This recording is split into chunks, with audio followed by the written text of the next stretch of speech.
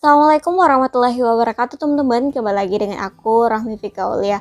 Oke, gimana nih kabar kalian pada hari ini? Semoga sehat selalu ya. Nah, jadi hari ini aku bakalan bahas nih soal TPS lagi. Dan untuk soal TPS yang aku bahas pada hari ini merupakan soal TPS Bahasa Indonesia atau dikenal juga dengan pengetahuan dan pemahaman umum. Nah, seperti yang teman-teman ketahui, biasanya soal-soal bahasa Indonesia itu bacanya panjang banget dan membutuhkan waktu yang lama. Nah, di sini aku bakal ngasih tahu nih sama kalian trik cepatnya gimana dan jawabannya itu tepat. Nah, dengan trik cepat yang aku berikan ini bisa membuat kalian untuk menghemat waktu dan bisa mengerjakan soal-soal yang benar-benar memerlukan waktu yang lama untuk menjawabnya. Oke, langsung kita jawab ya teman-teman soalnya. Nah, tapi sebelum itu aku ingetin lagi bagi teman yang belum subscribe, silahkan subscribe terlebih dahulu karena subscribe itu gratis. Oke teman-teman, sekarang kita akan bahas soal bahasa Indonesia atau dikenal dengan PPU atau PBM. Nah, biasanya soal bahasa Indonesia ada teks bacaan seperti ini, dan untuk jawabannya dapat kita temukan di teks bacaan maupun jawabannya itu bisa bersifat tersirat dan tidak bisa ditemukan di teks bacaan. Oke, kalau di sekolah pasti teman-teman bakalan disuruh untuk membaca teksnya secara keseluruhan, baru disuruh membaca soalnya. Tapi di sini aku mau sarankan banget untuk kalian semua untuk membaca terlebih dahulu soalnya. Kenapa demikian? Karena kalau teman-teman membaca teks bacaannya terlebih dahulu, maka setelah teman-teman membaca teks bacaannya, teman-teman akan lupa apa isi teks tersebut. Oke, langsung ya kita baca teks soalnya. Apa gagasan utama paragraf kedua pada teks di atas? Oke, jadi yang ditanya di sini adalah gagasan utama. Untuk gagasan utama itu akan sama dengan topik utama, kalimat utama, kemudian gagasan utama itu sama intinya. Jadi di sini kita menentukan apakah inti dari teks tersebut. Nah, dari inti teks tersebut akan diuraikan menjadi kalimat penjelas. Oke, tips untuk menjawab soal seperti ini, teman-teman cukup membaca kalimat pertama pada setiap paragraf. Nah, biasanya untuk kalimat utama atau gagasan utama itu biasanya diletakkan di kalimat pertama. Nah, kalau teman-teman tidak menemukan di kalimat pertama, teman-teman bisa lihat kalimat terakhir. Dan kalau belum menemukan juga, teman-teman bisa membaca di kalimat di tengah-tengah.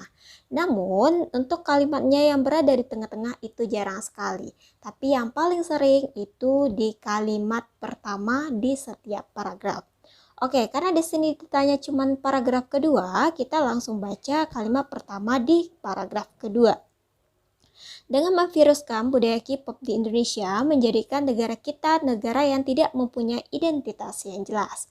Oke, sekarang kita cocokkan dengan option yang mana option yang cocok dengan pernyataan di kalimat utama. Kalimat pertama di paragraf kedua. Yang A, negara maju menyebarkan budaya ke negara berkembang. Oke, ini bukan kalimat utama ya teman-teman, ini lebih ke kalimat penjelas. Yang B, globalisasi menyebabkan imperialisme budaya. Oke, kalau kita lihat di kalimat pertama di paragraf kedua ini tidak ada menyinggung imperialisme, jadi tidak ya. Yang C, budaya K-pop menjelajah di seluruh dunia. Oke, ini juga tidak ya teman-teman.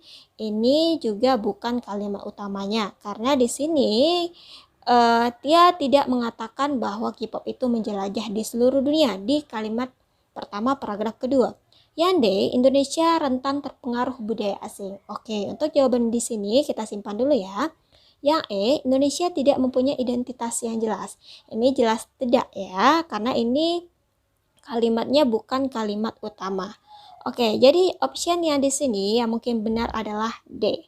Nah, kenapa jawaban D yang benar? Karena di sini kan dijelaskan bahwa yang D, Indonesia ini rentan terpengaruh budaya asing. Nah, dengan rentannya Indonesia ini terhadap budaya asing membuat Indonesia tidak memiliki identitas yang jelas gitu.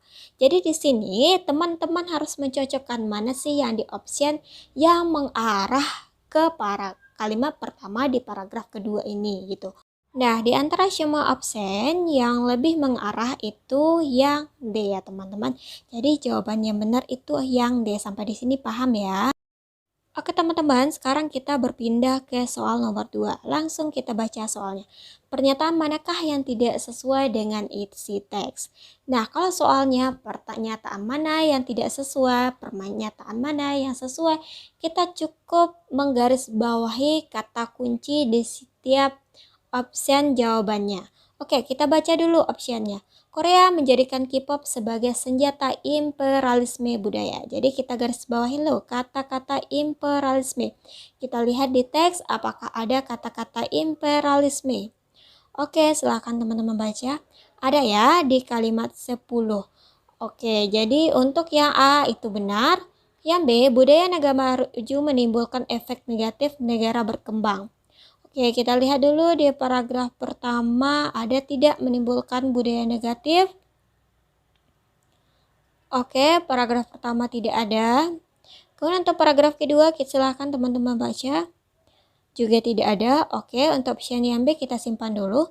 Yang C, budaya negara maju menyebar melalui arus globalisasi. Oke, kita lihat di paragrafnya apa, adakah globalisasi? Ada ya teman-teman di kalimat ke-11. Oke, jadi yang C itu juga benar. Yang D, media massa menjadi alat imperialisme budaya negara maju. Oke, kita lihat. Ini juga ada ya. Imperialisme budaya ini disebabkan oleh globalisasi. Juga ada kata-kata imperialismenya, berarti juga benar untuk yang D. Ya, globalisasi budaya menyebar melalui teknologi informasi. Oke, silahkan teman-teman baca lagi. Oke, di kalimat ke-12, di sini katanya, kebudayaan mereka ke seluruh penjuru dunia melalui media massa. Nah, media massa itu termasuk ke dalam teknologi informasi, di mana melalui media massa kita bisa mengetahui informasi. Jadi, jawaban yang benar itu adalah yang B, karena yang B ini yang tidak kita temukan di teks bacaan. Oke ya, sampai di sini paham. Jadi intinya untuk pertanyaan yang menyatakan tidak sesuai dan sesuai, teman-teman harus garis bawahi kata kuncinya. Jangan dibaca semua teks bacaan. Oke teman-teman, sekarang kita berpindah ke soal nomor 3. Oke, kita baca langsung ya soalnya. Apa yang dirujuk oleh kata tersebut pada kalimat ketiga? Oke, langsung kita lihat kalimat ketiga. Populer budaya tersebut menjadi topik yang sering diperbincangkan belakangan ini. Oke, jadi yang kata-kata tersebut di sini di kalimat ketiga itu merujuk ke mana? Kalau di bahasa Inggris biasanya itu refers to. Nah, tipsnya untuk pertanyaan yang ada kata-kata merujuk, teman-teman lihat subjek di kalimat sebelumnya. Oke, kita lihat subjek di kalimat sebelumnya. Nah, subjek di kalimat sebelumnya di sini adalah K-pop. Nah, yang dijadikan subjek di sini adalah K-pop karena dia berbicara tentang si K-pop ini. Jadi, jawaban yang benar itu adalah yang A. Teman-teman, sekarang kita berpindah ke soal nomor 4. Nah, kita baca ya soalnya. Apa kelemahan yang ada di paragraf kedua? Oke, di sini kita bingung nih. Kita baca dulu satu-satu optionnya. Menggunakan kata karena pada kalimat ke-6. Oke, teman-teman lihat kalimat ke-6. Hal tersebut menyebabkan kestabilan budaya di Indonesia karena anak mudanya lebih tertarik mempelajari budaya negara lain dibandingkan budaya negara sendiri. Oke, penggunaan karenanya sudah tepat ya, karena digunakan sebagai kata hubung, bukan subjek. Nah, kemudian untuk yang B, menggunakan kata menjadi pada kalimat ke-6. Oke, ke-8, kita lihat kalimat ke-8. Dengan memviruskan budaya K-pop di Indonesia menjadikan negara kita negara yang tidak mempunyai identitas yang jelas. Oke, kata-kata menjadikan juga cocok menjadi kata hubung di sini. Jadi tidak ada masalah untuk kalimat ke-8. Yang C, menggunakan kata karena pada kalimat ke-10. Oke, kita lihat kalimat ke-10. Karena K-pop memang menjadi salah satu senjata pada negara Korea Selatan untuk menyebarkan budaya dan paham mereka serta dikatakan imperialisme budaya. Oke, nomor C ini kita simpan dulu ya.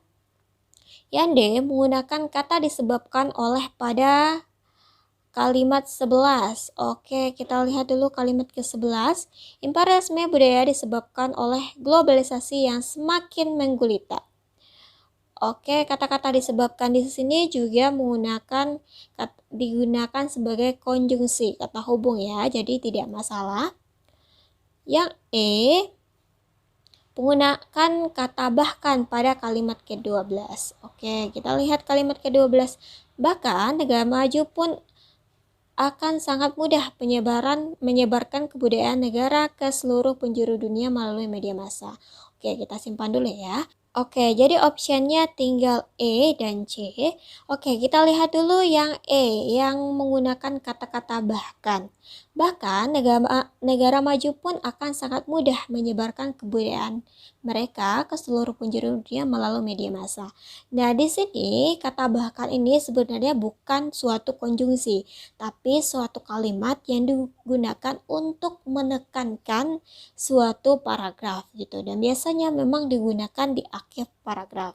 Jadi kata-kata bahkan digunakan setelah titik itu benar ya, tidak masalah. Nah, kenapa yang sebenarnya yang salah itu adalah si yang C? Di sini dia menggunakan kata karena. Karena di sini digunakan setelah titik, maka dia digunakan sebagai subjek. Nah, karena digunakan setelah titik itu bukan berfungsi sebagai subjek, melainkan dia digunakan sebagai kata penjelas atau kata keterangan gitu. Nah, sebagai yang kita ketahui, untuk belajar suatu kalimat padu harus ada subjek, predikat, dan objek. Dan sini tidak ada subjeknya, di sini langsung keterangannya. Lalu untuk kalimat yang benarnya gimana? Kita hilangkan kata-kata karena, jadi langsung ke K-popnya saja. Oke, sampai di sini paham ya teman-teman. Jadi jawaban untuk soal nomor 4 itu adalah yang C.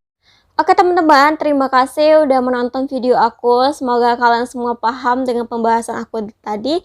Jangan lupa juga untuk sering membahas-bahas soal lainnya. Terima kasih udah menonton. Thanks for watching. See you in my next video. Dadah!